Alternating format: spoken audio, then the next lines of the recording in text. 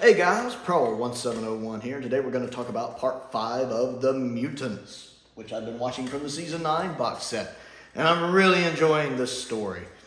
I realized when I was watching episode 5, there's so many things going on I liked. I was sitting there thinking, I need to be taking notes. I need to be writing this down. And I know I'm thoroughly enjoying an episode when I hit a point where I'm like, there's so many things I want to talk about. I should be writing it down because I really enjoyed this. So let me start off with burping.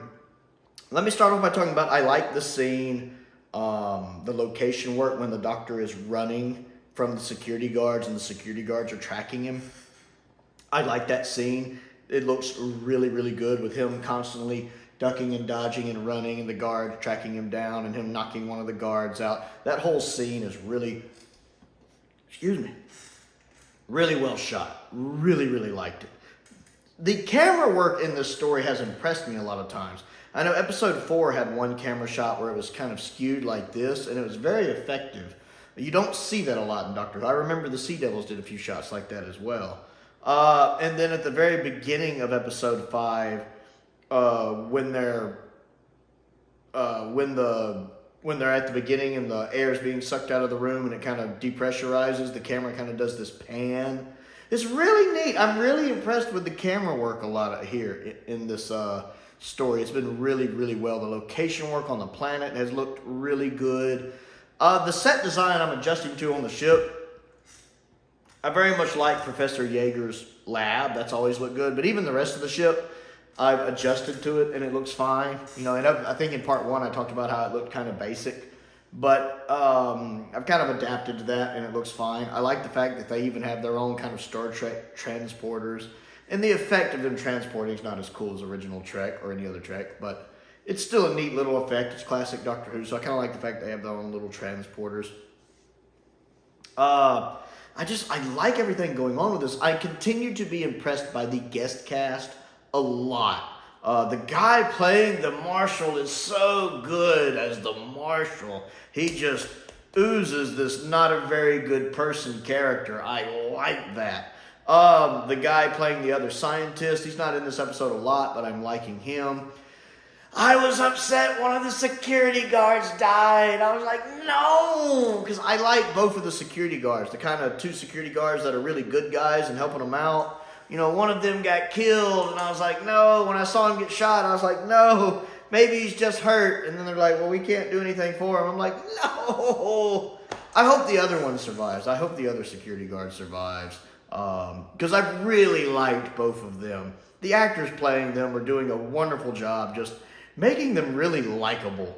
And so, you know, I was kind of rooting for them because you kind of want those little secondary good characters to survive. So when one of them got killed, I was like, no! So I'm really hoping the other one makes it. I've really got my fingers crossed the other one makes it. Some of the special effects, I think, look fine. The model work to me is fine. I know I can understand why some people want updated effects for this story, but I think what's going on in here is fine. I would like some updated effects for some of the laser blasts, but that's really my big complaint. I'm a big fan of updated laser blasts, but yeah, I'm really enjoying this. I love Joe's bluff of, well, of course we know what's going on here. The investigator's coming to get our story. We were like the advanced scouts. I love that it's a very Troughton thing she does there, just lying through her teeth. She does such a good job as that. And I'm sitting here thinking, Troughton would have been so proud. The second Doctor would have been like, I love that. I like that the one guard, when the Doctor was trying to free her with the Sonic, when he takes the keys back from the Doctor. I like the fact that the Marshal's like, you try using the key, Doctor. I just love that arrogance. But the guard's like, keys and the other thing. You know, good job on the guard's part. But I like when Joe had disarmed the guard and had him at gunpoint, she repeats that, keys and the other thing. There's a little smugness when she says it. I absolutely love that. Yeah, I like a lot what's going on with this story. You know, you're going into getting this box set, there was only 2 Pertwee stories I hadn't seen yet, The Mutants and most of the Time Monster. I'd seen either the first episode or the first 2 episodes of the Time Monster. Neither story has a very good reputation. So it's kind of nice seeing that at least one of these stories is very much an underrated gem. I am enjoying the Mutants so far. Again, I don't know what I'll think of it on a rewatch, because so much of it is what's going to happen next, the mystery of finding out what's going to happen next, that I don't know on rewatch if 6 parts will be overly long for it or not. That'll be interesting to see. I'd also like finding out that the mutants still have some of their intelligence when they're talking with the other scientists. You know, they're not just like savage and creatures, and, you know, they still have their brains functioning. The fact they realize he's a friend and that something's not right and that they're kind of working with him, I like that. You know, finding out that their form now isn't what it's supposed to be. The fact it's part of their evolution, but that they're not evolving properly because of the Marshall's experiments, that has kind of affected how they're evolving, but the scientist thinks they can put it right. That's interesting to find out. And so 5 episodes in now, I'm curious to see how it's going to wrap up. If it can stick the landing, I think this is going to be an underrated gem, at least on first viewing, because I am enjoying it. You know, having a good guest cast makes a big difference, especially in these longer stories like 6-parters where they have time to develop as characters, and also you get to spend a lot more time with them. So having a good actor cast in that part does make a big difference.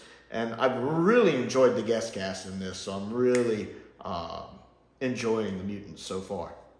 So part 5 of the Mutants. What do you think? Comment down below and let me know. Other things to do, don't forget to click the like button and the subscribe button. That helps me out, and I certainly appreciate it. I also have a Patreon if you would like to support me on that. That does help me keep bills paid. There's a link to that down in the description below. I also want to give a shout out to some of my top tier patrons, Stephen Crane, Colin Coney, Unknown289, and Dr. Finn Perkins. I appreciate their support, as I do the support of all of my patrons. I also have a P.O. box if there's anything you would like to send me to look at and review, as well as a link to my Amazon wish list down there as well. Most importantly, though, thank you for watching.